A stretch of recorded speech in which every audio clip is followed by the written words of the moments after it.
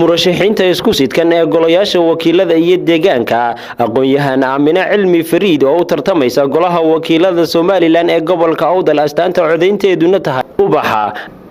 iyo aqoon-yahan Cabdifatax Aadan Talan oo u tartamaya golaha deegaanka degmada Boorama lambarka codeyntiisuna yahay 107 ayaa waxa ay maanta magaalada Boorama ee xarunta gobolka Awdal ku soo bandhigeen taageero ballaaran kuwaasi oo ay taageerayaasha labada murashax si weyn uga dhex muuqdeen taageerayaasha kala duwan ee murashaxiinta ka sharaxan xisbiga mucaaradka ee UCUD oo maanta maalintiisii labaad ololaha doorashooyinka Soomaaliland u lahaa fagaaraha weyn ee khayriyada magaalada Boorama ayaa waxa maanta si weyn uga dhex muuqday taageerayaasha labada murashaxiinta isku sidkan ee aqoon-yahan Aamina Cilmi Fariid oo u tartamaysa golaha wakiilada Soomaaliland ee gobolka Awdal iyo aqoon-yahan Cabdifatax Aadan Talan oo fagaaraha weyn ee khayriyada magaalada Boorama kula hadlay taageerayaasha kala duwan ee xisbiga mucaaradka ee UCUD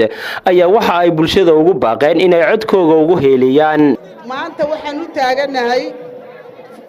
aad baan horta u faraxsanahay waxaan ku faraxsanahay quruxda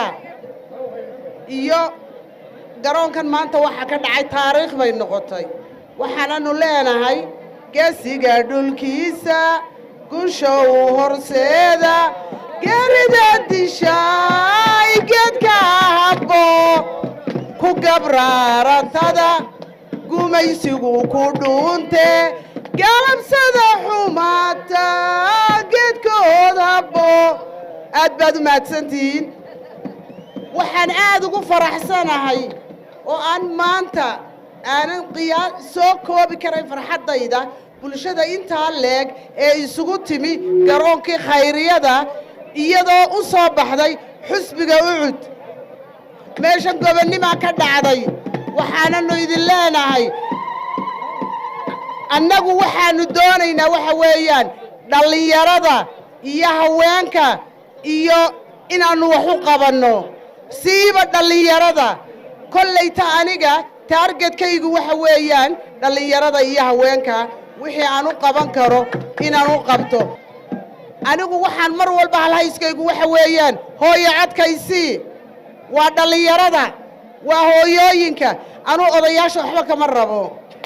odayaasha horaannu isu eednay hadday aad codkaysiisaan wax badan oo isbeddela baa arki doontaan insha allah haddii ilaahay raalli ka noqdo calaamadaydu waa ubaxa waxaannu isku sidkannahay inankaan eedada u ahay Cabdifatax Aadan Talan oo 107 wataa ubaxa iyo 107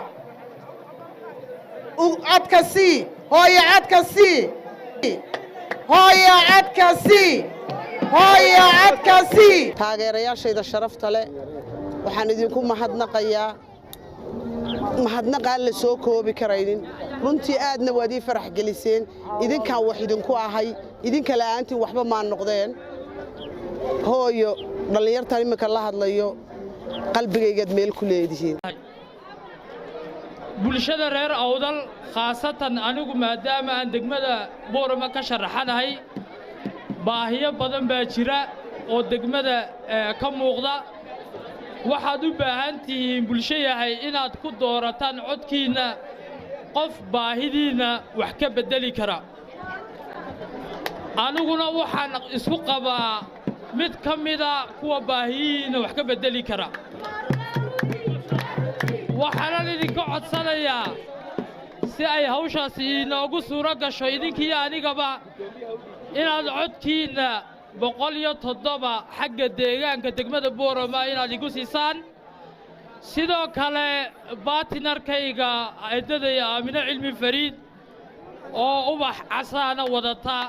si ay nolosha heer qaran gobolka Awdal wax badan uga bedesho inaad taakula badan siisaan ugu dambeyntii murashax Aamina Cilmi Fariid ayaa waxa ay si gaar ah ugu mahad celisay taageerayaasha kala duwan ee maanta wacdaraha ka muujiyay fagaaraha weyn ee khayriyada magaalada Boorama aad baan hooyo idin jecelahay ilaahay idankiisan waynu guulaysan doonaa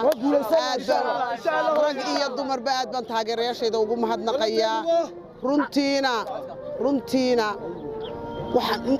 yani kelmada aan idinku mahadnaqo garanba maayo يعني واد كويناتين وحلي سوق مهدنقي جريبه واد كويناتين هويو الله يدين شرفه صادي كراميسان الله يدين كراميو halkaad gaarsiisan Allah idin gaarsiiyo anna saad ii jeceshiin baan idin jecelahay aynu isku ognahay ubaxa iyo 107 yaan lala seegin ku hubso hooyo meeday waa ubaxa dhaha ubaxa nasiya iyo 107 waa inoo koob iyo 30 bisha hadii ilaahay raalli ka noqdo inaan iyo in aad halkaa igeysaan idinku bay geyn kareen